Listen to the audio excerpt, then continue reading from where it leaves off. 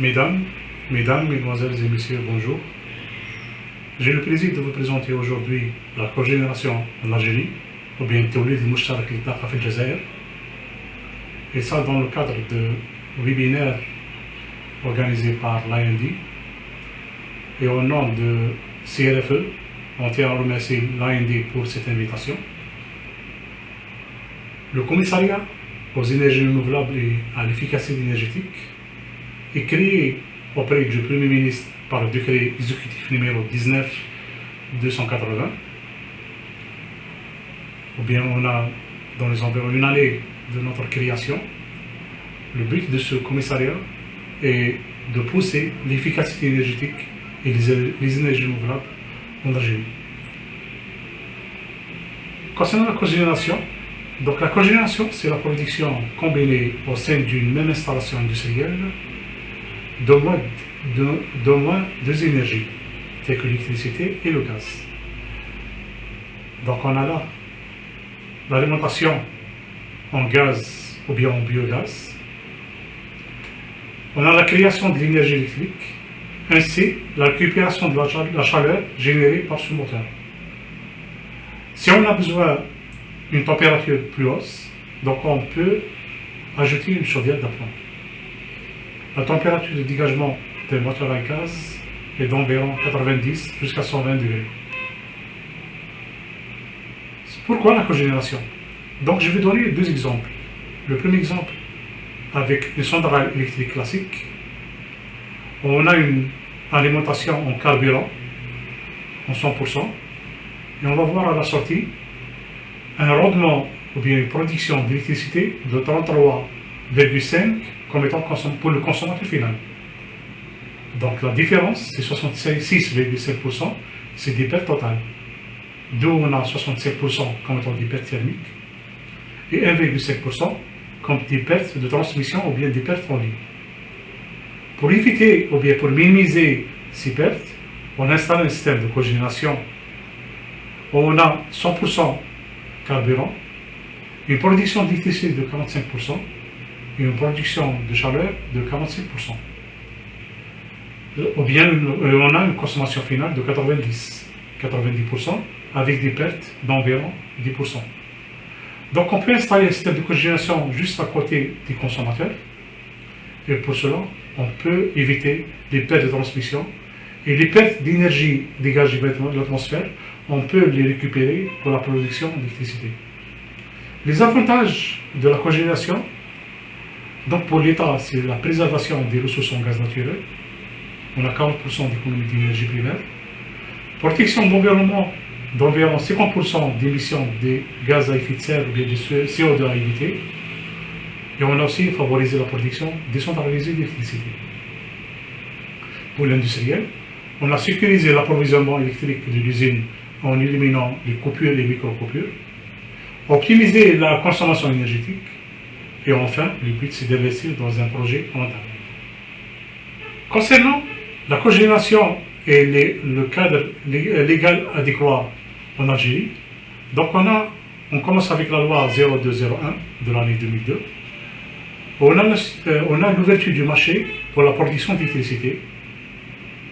Aussi, le décret exécutif numéro 0492, ainsi que du mois de mars 2004, et l'arrêté du mois de novembre 2014, on a la fixation des tarifs de rachat pour la production d'énergie via le renouvelable ainsi que la cogénération.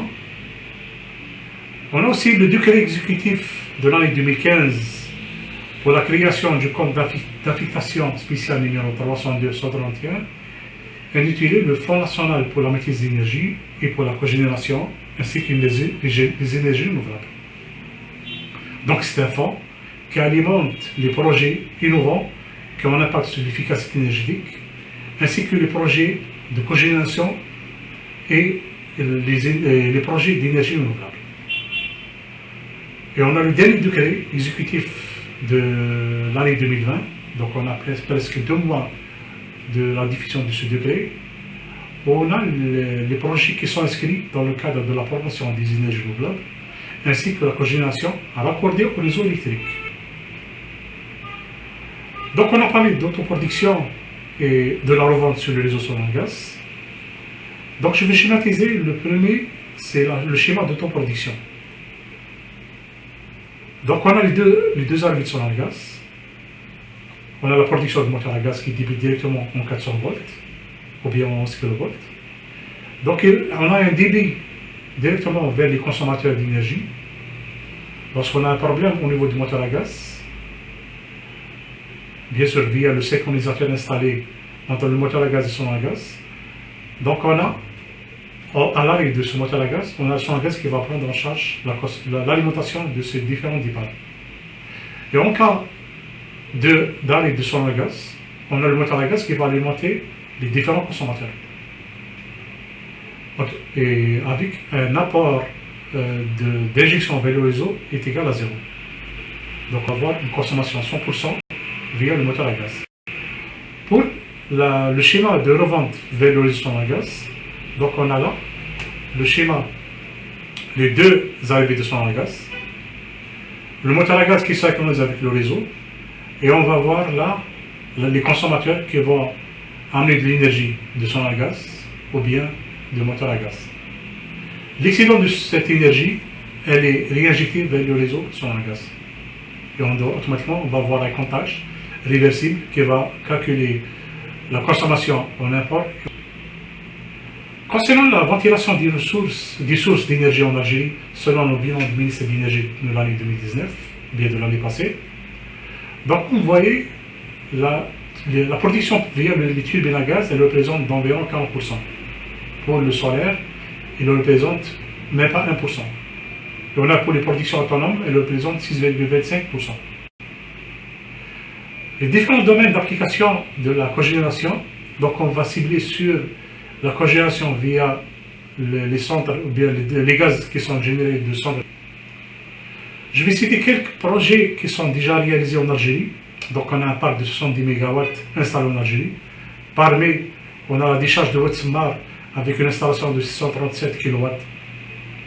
On a aussi Tefna Algérie avec une cogénération via un gaz naturel de l'ordre de 2,2 MW. On a l'usine de plastique avec 1,06 MW. Jama al-Kabir avec une trigénération pour la production d'électricité, le froid et la chaleur, avec une production de 4. On revient au biogaz. Donc, pour le biogaz, donc on a un fonctionnement en cogénération, on a les différents puits en gaz, on va récupérer les gaz qui sont générés des puits, ou bien de la décharge, via les puits, donc pour alimenter le moteur à gaz, pour la génération d'électricité. Ainsi, on a une tâche. Je tiens à vous informer qu'on a un cas au niveau de la décharge de Oued-Semmar avec une tâche de 2,5 m3 par heure et un dégagement de chaleur et une production d'électricité de 637 kW. La plus grande installation de biogaz au monde, c'est en France, avec une production de 17 MW. Pour la décharge de Oued-Semmar, donc on a deux tâches biogaz pour traiter 2500 m3 par heure. Et pour votre information, les 2500 m3 par heure, on peut générer 10 MW de puissance. On a un moteur à gaz hors service de 137 kW, 127 puits de captage de l'Auxilia et 2 stations. Selon une étude qui a été faite par un bureau d'études libanais, donc, où il cite les différentes décharges en Algérie, avec un dégagement de biogaz qui sont torchés. On a parlé de Oued-Semmar avec 2500 m3. La même chose pour la décharge de Oued-Semmar. Ça, c'est pour la réhabilitation de la décharge de Oued-Semmar. On a ce qui a été mis en œuvre en 2010. Ça, c'est le priorité. Et ça, c'est la composition du biogaz au niveau de site de la décharge de Oued-Semmar. Comme vous voyez, il est très riche en méthane. Un autre type de l'application des gaz, on a les gaz torchés qu'on a vu au niveau des sites de centrale. On a plusieurs gaz torchés, plusieurs sites qui dégagent des cheminées de gaz torchés. On a tout le dégagement de chaleur peut produire du travail, donc une force motrice pouvant entraîner une pompe, un alternateur ou un. Ça, c'est un système de vulgarisation, de valorisation du gaz torché par production d'électricité. On a la torche là, qui est alimentée directement vers un moteur à gaz. Et on peut récupérer les gaz d'échappement pour créer de l'eau chaude, automatiquement au niveau de moteur à gaz pour la création d'énergie électrique. Pour votre information, en Tunisie, on a une torche avec une production. Cette torche, elle est exploitée pour fabriquer 1,1 MW. Pour Sonatrach, la technologie moteur à gaz permet également de répondre à un problème de torchage des cylindres industriels, que ce soit au niveau des régions du sud ou bien du nord. À ce titre, une étude menée en 2009 avait démontré la possibilité de dégager une puissance de 40 MW grâce au rejet permanent de gaz au niveau du complexe GF8. Et je vous remercie pour votre attention.